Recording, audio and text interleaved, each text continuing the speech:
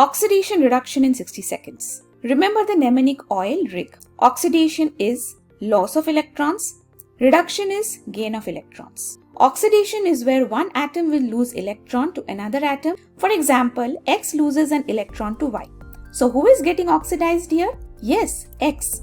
And Y is getting reduced because it is gaining the electron.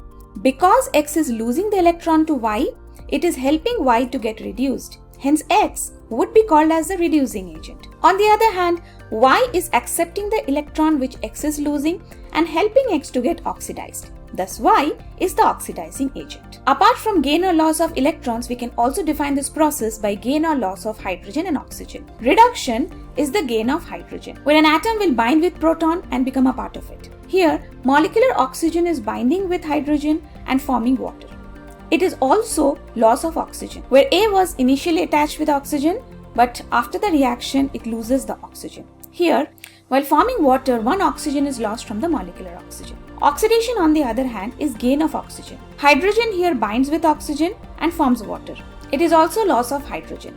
In short, if a molecule makes more bonding with oxygen, it will be called as oxidized, and if it gains more bonding with hydrogen, it will be called as reduced. Redox reactions are where a molecule will lose the electron to become oxidized, and at the same time the electron will be accepted by another molecule to become reduced.